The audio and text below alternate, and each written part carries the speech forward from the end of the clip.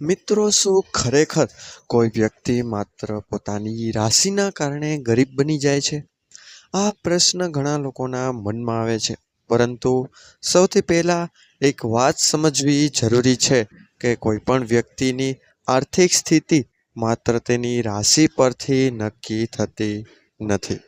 વ્યક્તિની મહેનત, શિક્ષણ, યોગ્ય નિર્ણયો, સમય અને સંજોગો પણ એટલા જ મહત્વના હોય છે. પરંતુ મિત્રો, જ્યોતિષ શાસ્ત્ર અનુસાર કેટલીક રાશિઓમાં એવા સ્વભાવના ગુણ જોવા મળે છે જે યોગ્ય રીતે સંભાળવામાં ન આવે તો જીવનમાં આર્થિક મુશ્કેલીઓ ઊભી થઈ શકે છે. તેથી આજે આપણે એવી 4 રાશિઓ વિશે વાત કરીશું જેમના લોકો ક્યારેક પોતાના સ્વભાવના કારણે પૈસા બચાવવામાં અથવા કમાવવામાં પાછળ રહી જાય છે. તો મિત્રો, કોમેન્ટ બોક્સમાં જય માં જરૂર લખજો અને આપણે શરૂઆત કરીએ વિડીયોની. તો સૌથી પહેલા આવે છે મીન રાશિ. મીન રાશિના લોકો ખૂબ જ ભાવુક, દયાળુ અને બીજા લોકોની મદદ કરવા માટે હંમેશા તૈયાર રહે છે.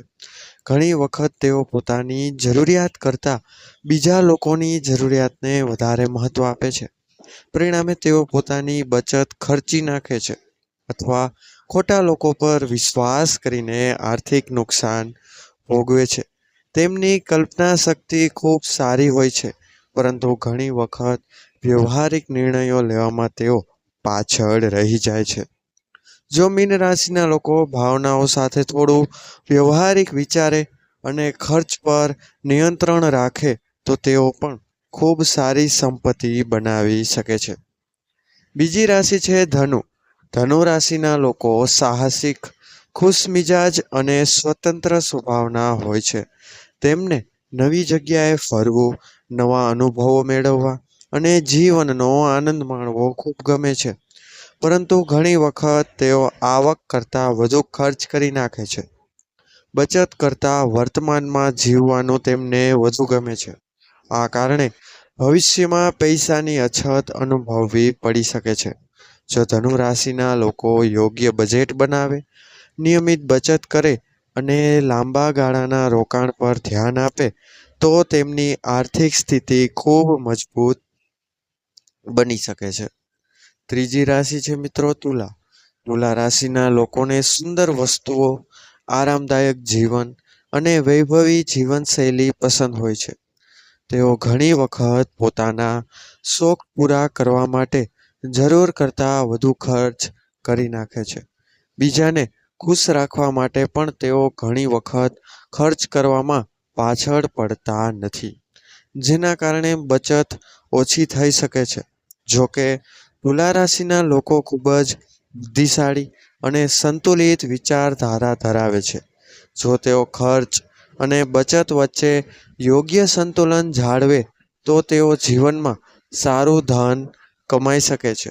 ચોથી અને છેલ્લી રાશિ છે મિત્રો કર્ક. કર્ક રાશિના લોકો પરિવાર પ્રેમી અને લાગણીશીલ હોય છે. તેઓ પોતાના પરિવાર માટે કોઈ પણ ત્યાગ કરવા તૈયાર રહે છે. ઘણી વખત તેઓ પરિવારની ખુશી માટે પોતાની બચત પણ ખર્ચી નાખે છે. કેટલાક લોકો લાગણીમાં આવીને ખોટા લોકોને પૈસા ઉધાર આપી દે છે અને પછી પાછા મેળવી શકતા નથી, જેના કારણે આર્થિક મુશ્કેલીઓ ઊભી થાય છે. જો કર્ક રાશિના લોકો લાગણીઓ સાથે થોડું વ્યવહારિક વિચારે અને નાણાકીય આયોજન કરે તો તેઓ પણ સમૃદ્ધ જીવન જીવી શકે છે. મિત્રો, અહીં એક મહત્વની વાત યાદ રાખવી જોઈએ કે આ 4 રાશિના દરેક વ્યક્તિ ગરીબ જ હોય તેવું ચોક્કસ નથી. દુનિયામાં આવા હજારો લોકો છે જેઓ આ જ રાશિના હોવા છતાં કરોડપતિ બન્યા છે. કારણ કે સફળતા માત્ર રાશિ પર આધારિત નથી, પરંતુ વ્યક્તિની મહેનત, શિસ્ત, યોગ્ય નિર્ણય અને સમયનો સદુપયોગ પણ એટલો જ જરૂરી છે. જ્યોતિષ શાસ્ત્ર માત્ર સંભવિત સ્વભાવ અને વલણ વિશે માર્ગદર્શન આપે છે. તે કોઈ વ્યક્તિનું ભવિષ્ય નક્કી કરતું નથી. જો કોઈ વ્યક્તિ પોતાના સ્વભાવની કમજોરીઓ ઓળખીને તેને સુધારે, નિયમિત બચત કરે, સમજદારીથી રોકાણ કરે અને મહેનત સાથે આગળ વધે તો કોઈ પણ રાશિનો વ્યક્તિ ધનવાન બની શકે છે.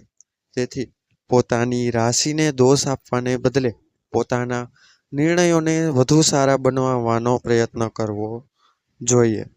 યાદ રાખો કે નસીબ દરવાજો ખખડાવે છે, પરંતુ દરવાજો ખોલવાનું કામ મહેનત અને મનુષ્યની સમજદારી જ કરે છે.